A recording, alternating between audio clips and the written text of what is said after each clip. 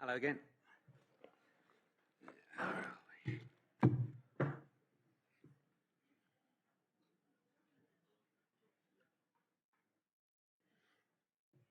Meeting compliance, as we just said there. Here we go. Grenfell Tower, 14th of June 2017. 72 people lost their lives.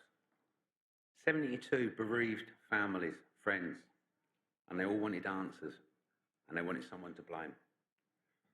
This is also the biggest wake-up call to industry around the whole world, to up the game with compliance and fire protection. Can I have a show of hands, please? Has anybody read this book, Show Me the Bodies? No one? So working from painstaking daily reporting from the inquiry alongside extensive interviews with the bereaved and the survivors of Grenfell atrocity, Apps, the author, has written a concise, devastatingly detailed and upsetting book. From architects to politicians, all decision makers should read Show Me the Bodies. Compelling, rigorous, utterly forensic, and so very needed. This book has to be the moment that things change. That's the book. I can generally read a book like that, I don't know, 8 hours, 20 cigarettes, and about 10 cups of coffee. Finished. Yeah? After 14 hours, I'm only halfway through. And the reason for that is, every time I was going through, I was having to stop and go back and reread what I just read because I just could not believe what I was reading. It's absolutely unbelievable. And highlight. It's like when someone speaks to you and they go, and they're just chatting away, and then all of a sudden you just think, did they just say that? That's the sort of thing that's happened there. So following the Lake and All House fire in July 2019, the government tasked the BRE to investigate what happened. Blocks of flats should resist the spread of flame, allowing firefighters ample time to extinguish the fire before it uncontrollably spreads. Allowing the fire, either the building did not comply with regulations or the regulations were not sufficient, but something did go wrong. But within government, it appears minds were already made up. On July the 14th, before any report from the BRE was issued, Brian Martin, the former joiner, now the civil servant effectively in charge of fire safety regulations in the UK, emailed a fire engineer who'd inquired about the blaze to tell him, based on snippets of info I've had so far, I don't think there's any need for changes to approved document B. UK government's failure to tighten the Class O rating meant that cheaper panels could stay on the market. Pure polyethylene was around £2 to £3 cheaper per square metre. It's not a lot of money. Now, what to make of Mr. Martin's actions in the 18 years prior, Grenfell, when he failed again and again to correct the fatal flaw in approved document B? I'm going to liken this to AS 1530 Part 2, flammability index of 5 or less. As in, I don't believe the test is very, very good. Polystyrene, block. Has anybody ever set light to one? Ever stuck it on a fire? Hold your breath. I don't recommend it, because obviously I don't know what it burns, but it's not good. It melts and drips, melts and drips, melts and drips. Now, that's polystyrene. This is aluminium foil tape. Yeah. Put a piece of this on the back of it. Test it to BS 476 Part 6 and 7, and you'll get a, if you pass, you'll get a Class O, surface spread of flame. That is now a Class O product. But obviously people that were designing the buildings, signing off on the buildings, Class O was like not a fire resistance level, but some sort of fire rating they were looking at. It actually does something. It doesn't. Throughout, the government relied on the fact that deaths in fires were falling to justify its failure to tighten fire safety rules. This is said to have been expressed by officials with the following phrase: show me the bodies. There was simply not enough deaths to justify the new restrictions on businesses. On the 14th of June 2017, our government got what they asked for. The Grenfell Tower fire killed 72 people, including 18 children. It ripped families apart, traumatised entire communities, destroyed 129 homes and caused damage that many involved can never be repaired. They're never going to get over it. UK government PLC could have set higher standards. Political, economic choices saw us adopt lower standards than Germany and others around the EU. We wanted to remove barriers to doing business, and doing so became a market where dangerously combustible cladding could be sold equally. Arconic, the suppliers of the Class O compliant cladding used on Grenfell, cannot blame the UK government's indifference to fire safety. It had its testing from 2004, which demonstrated the risks, all the warnings from senior members of the company, but corporate interest took precedence over human morality. An employee at one insulation manufacturer described a fire test on a system containing its product as raging inferno in 2007, but buried the testing evidence and marketed it specifically for use on high-rise buildings. When its fire performance was questioned, one manager said those raising issues could go and F themselves. Senior figures at a cladding manufacturer exchanged emails internally saying the company was in the know about its product's poor performance, but told its salespeople to keep its true performance very confidential. Both those materials would be used on Grenfell. Corporations' ability to lobby government, I believe it's a serious issue. As Sky News reported a few months after Grenfell, the UK lobbying arm of the plastic insulation industry boasted of its ability to influence local UK government, specifying authorities of relevant approval and certification bodies, and having high-level involvement in the drafting and regular revision of British and European standards and building regulations. Rob Warren, a former technical director at Celotex, told a trade publication in 2015 that the regulatory change was the greatest driver of plastic insulation sales. Maybe I'm naive, but I truly hope this isn't happening in Australia. On the 14th of June 2017, 24-storey block of flats went up in flames. The fire climbed up cladding as flammable as solid petrol. Fire doors failed to self-close. No alarm rang out to warn sleeping residents. As smoke seeped into their homes, all were told, stay put. Many did, and they died. Harrowing 999 calls, which would later be played in a mammoth public inquest, recorded the rising panic of those trapped in smoke-filled burning flats. The fire ripped through poorly maintained buildings. Fire doors failed. Eventually, the single staircase filled up with pitch-dark choking smoke. In one bed, one bathroom, 2 mothers and their 3 children died, including a baby born just weeks before. Show Me the Bodies will never leave the mind of anyone who reads it. The tragedy is that the people that should won't. Lacrosse cladding fire, closer to home, Victoria, 2014. Thankfully, nobody died. Not because we build or regulate better than the UK, but purely because of luck. We were lucky for several reasons. I'm stitching Stephen Kipp up for this because he'll be able to tell you the reasons. So, you know, if you want the reasons, have a chat with Stephen and he'll let you know why we were lucky. Comparing lacrosse with Grenfell is like comparing apples with bananas. Australia, ACP with any percent, 1%, 2%, 30%, 100%, PE core and plastic thermal insulation products haven't been compliant for use on or in any external walls of buildings 3 stories and above since BCA 1988. If ACP is used on the outside of a building to complete the envelope of the external wall system, it's not an attachment, it's part of the external wall system.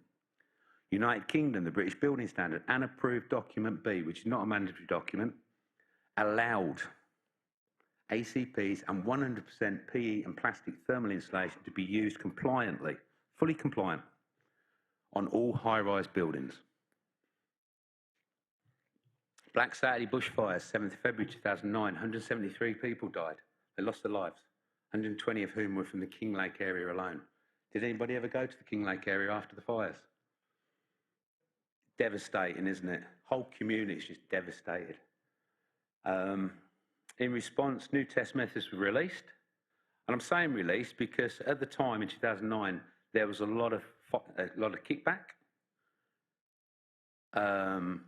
This is it's a knee-jerk reaction. This fire test is this, it's that. It's a knee-jerk reaction. The actual fire test, AS 1530.8.2, was written back in 2007, or released in 2007, and then it was it would have been about 4 years in the development prior to that. So it was nothing new. It wasn't a knee-jerk reaction. It's just the Victorian government decided to adopt it after the fires. New standard regulations came into force. Responsibility. So which professionals are responsible for ensuring that their actions protect both life, asset, and the Australian community? Whose responsibility is it to protect our children? Mums, dads, nans, granddads, friends, designers, architects, builders, manufacturers, fire engineers, fire services, installers, building certifiers? Is anybody, anyone? Whose fault is it? Because when there is a fire and people die, the blame game starts. It's the fire's fault. They didn't get there in time. It's the manufacturer's fault. And on and on and on, which is what we've had in the UK at the Grenfell. It was always someone else's fault. I believe that we've all got a care to protect the public and to do our jobs to the best of our ability, whether we're installers, designing, certification, consultants, manufacturers, surveyors, the government. And I believe that everyone involved in the process from design to sign-off has a responsibility to keep up to date just with the National Construction Code and the reference Australian standards and test methods contained within it. It doesn't take long to read like Part C in the National Construction Code. And endeavour to meet the compliance requirements in lieu of trying to get around them. There's lots of people will always try and get around something because it's easier. Or I don't have to worry about that. I don't have to worry about things like that. That's someone else's job. We just won't cut it anymore. It's the least we can do. If there's something we don't understand, we should never be too embarrassed to ask. There's lots of experts around the country. If you want to know something about changes to the National Construction Code, Stephen Kipp. If you want to know something about fire testing, Steve Halliday from Warrington Fire, Keith Nichols from CSIRO. Assessments, you got Omar. There's lots of people that are experts in their specific field, and they'll be quite happy to explain stuff. I contact them all the time when I don't understand something. The person that thinks they know everything doesn't. Doesn't matter who they are, how many qualifications they've got. If they think they know it all and they think they're an expert and they're telling everyone I'm an expert, it's the person that stopped learning, because you learn something new every single day. Bushfire. BALFZ, there's 2 flame zones. There's BALFZ for elevations within the 10 metres. You've got vegetation within the 10 metres of the boundary of the house. And you've got the elevation outside the 10 metre vegetation. Section 9, requirements for BALFZ, 9.1 general. Building assessing section, right the way down to the bottom, if circumstances where 10 metre setback cannot be maintained from the edge of classified vegetation or cannot be achieved, it shall conform with AS 1530.8.2.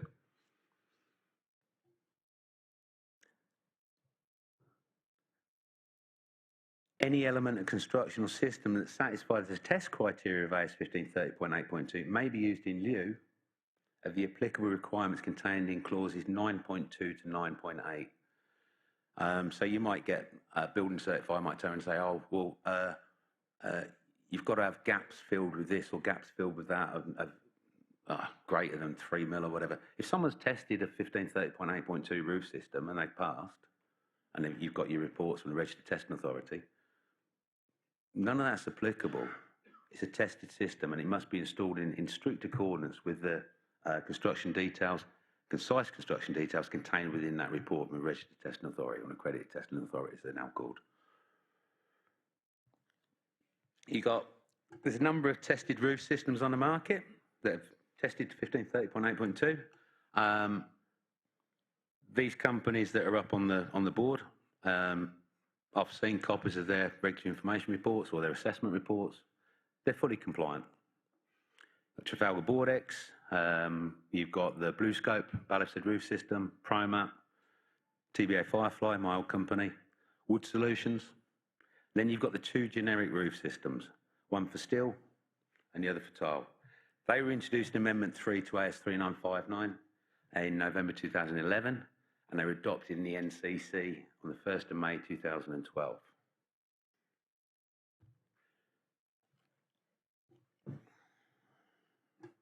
(9.6.2) tiled roof, Appendix H or a system tested 1530.8.2, same again, same again. Roof penetrations. Generally, you'd have to test through a tested system the service penetrations. Or there's this little clause in there as well which says, note, as general principle, the service penetration should not significantly compromise the performance of the element of construction it penetrates.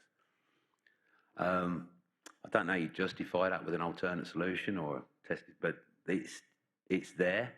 But if someone's going to rely upon that, they would need some sort of justification for whatever service penetration is going through that roof system. In accordance with 9.1, the only wall systems which can be used in elevations where there's a 10 metre setback distance cannot be achieved are those tested to 1530.8.2.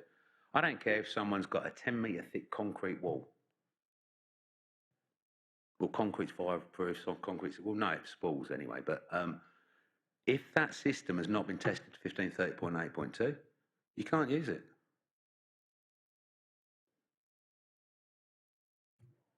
In accordance with 9.1 of any wall systems contained within section 9.4, which is that section for walls, may be used on elevation with a 10 metre setback can be achieved. So that's non-combustible material, including the following, provided minimum thickness of 90 mil, full masonry or masonry veneer walls with an outer leaf of clay, concrete, calcium silicate or natural stone, precast in situ walls of concrete and aerated concrete, earth wall, including mud brick, or a system conforming with AS 1530.8.2, 2018, when tested from outside. A system with an FRL of 30-30-30 or -30-30 when tested from outside. That's the key criteria, tested from outside, or a combination of the items above. If you're designing, installing or signing off on a ballasted roof or wall system, please ensure that you cover yourself by obtaining a report from a NATA accredited testing laboratory showing the compliance with a manufacturer's system's claims to meet AS 1530.8.2 2018, and this may be in the form of a test report, an assessment report or a regulatory information report. Check the validity date on the assessment or the RIR, as these reports must have a validity date in accordance with AS 4072, Part 1. Generally, the labs will only give it about 5 years because obviously it changes, things change, standards changed, and then they'll reissue that report, or they won't reissue the report. After which time the assessments and the RIRs must be revalidated by the test labs. Now, just going back to what I've highlighted there, is that red triangle? Or does that take me back? Oh, here. NATA accredited testing laboratory. There's thousands of NATA accredited testing laboratories in Australia. Yeah. But there's only a few that can test to AS 1530 Part 4, full-scale testing, AS 1530.8.2, full-scale bushfire testing. And it's easy enough. You go on the NATA website and you just put in whatever test, like AS 1530.8.2, click on that and it will come up with all of the registered test labs that are registered and accredited for that specific test. They're the only ones that can write assessment reports. They're the only accredited test labs that can actually fire test.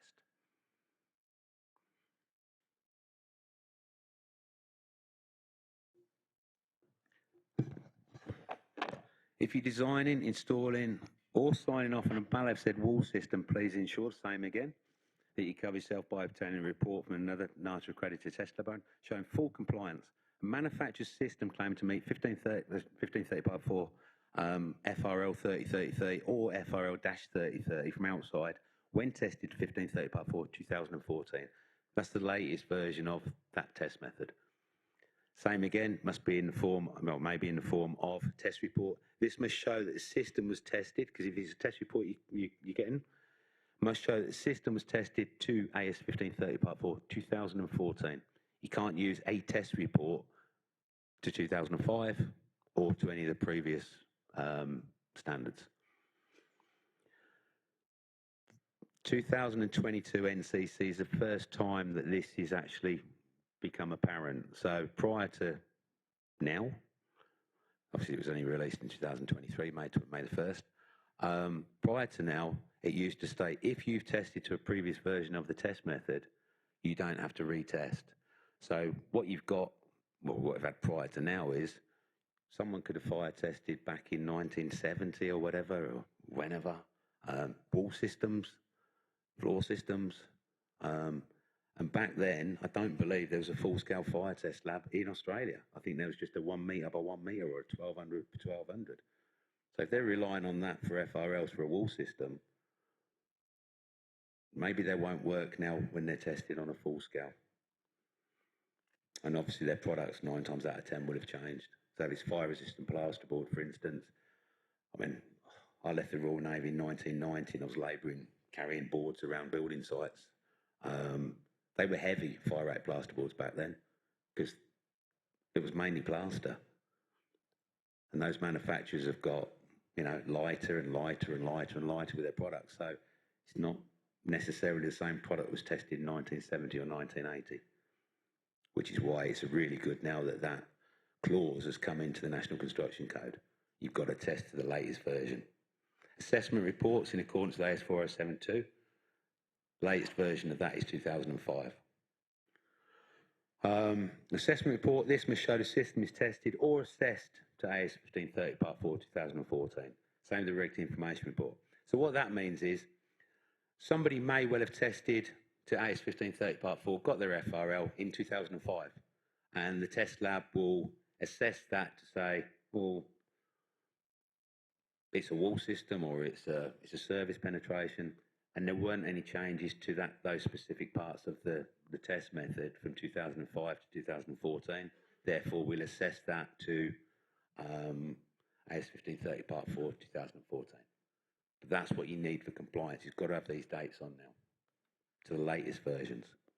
Check the validity date again, because if it's out of date, it's non-compliant, you can't use it.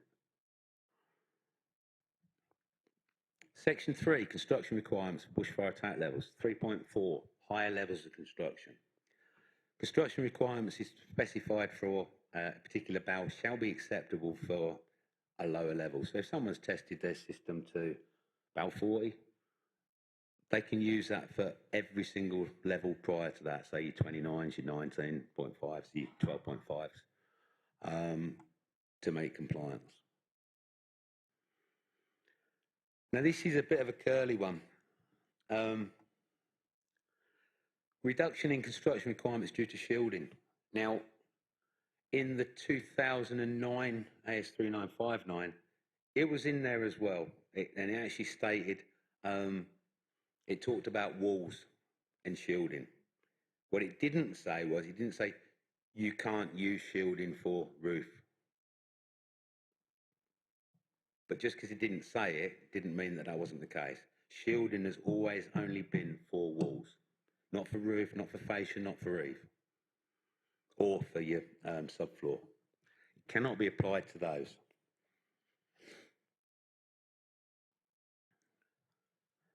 There you go, 3.5. Reduction in construction requirements due to shielding. Where an elevation is not exposed to the source of bushfire attack, then the construction requirements for that elevation can reduce to the next level, next lower BAL. However, it shall not reduce below 12.5. An elevation deemed to be not exposed to the source of bushfire attack if all of the straight lines between this elevation and source of bushfire attack are obstructed by another part of the same building.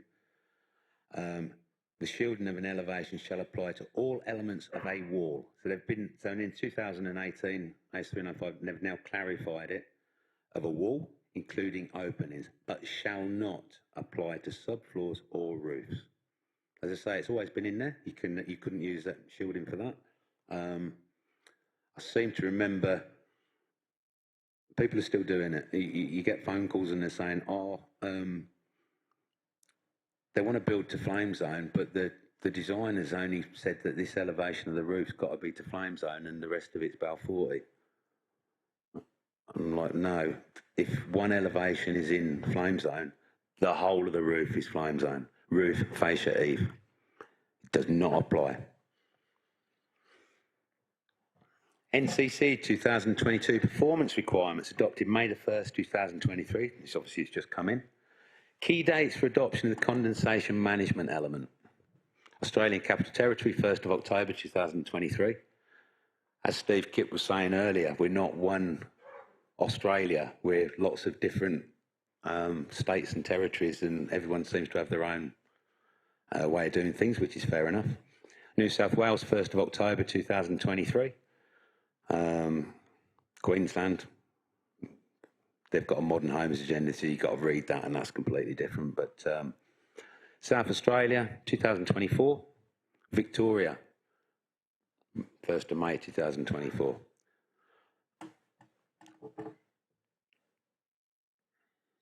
Introduction to this part. This part is intended to reduce the risk of illness or loss of amenity due to the occurrence of condensation inside the building. Does this by requiring features that enable moisture-laden air to be removed from inside the building structure. Deemed to satisfy provisions. F8D5 ventilation of roof spaces. 1. In climate zones 6, 7 and 8, a roof must have a roof space that is located immediately above the primary insulation layer or immediately above the sarking with a vapour permeance of not less than 1.14. I can't pronounce that. Can someone pronounce that for me?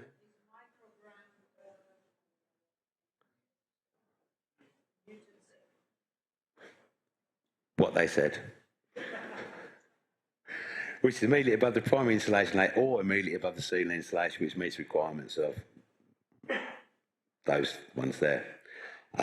Ventilate to outdoor air through evenly distributed openings in accordance with table F8D5, so you've obviously got to go to that to see what that is, or located immediately underneath roof tiles of an unsark-tiled roof.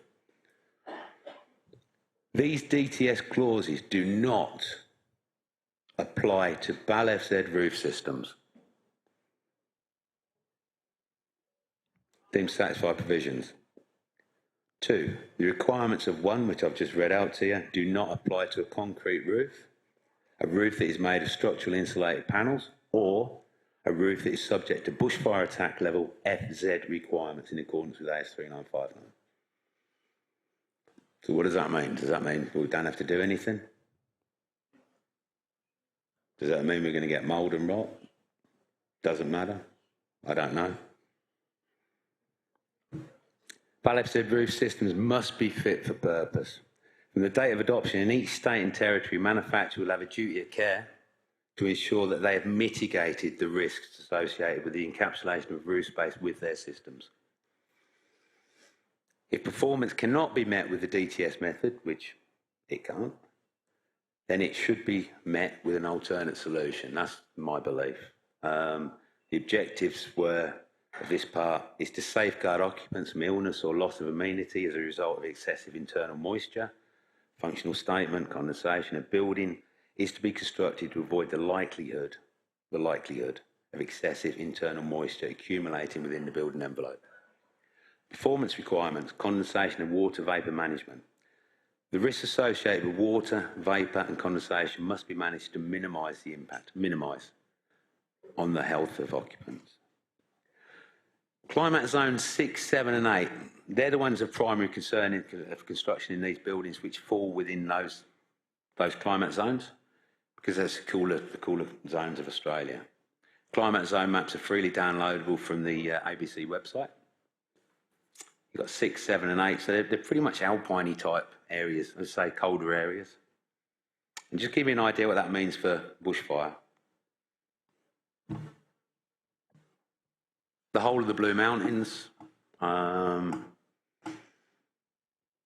they come in 6, 7. You've got some 8s in there as well. The whole of Victoria. Whole of Victoria comes in climate zones 6, 7 and 8. You've got a little bit over in Perth. Nothing in Queensland. That's it. Thanks for your time. Does anyone have any questions? Have I gone over?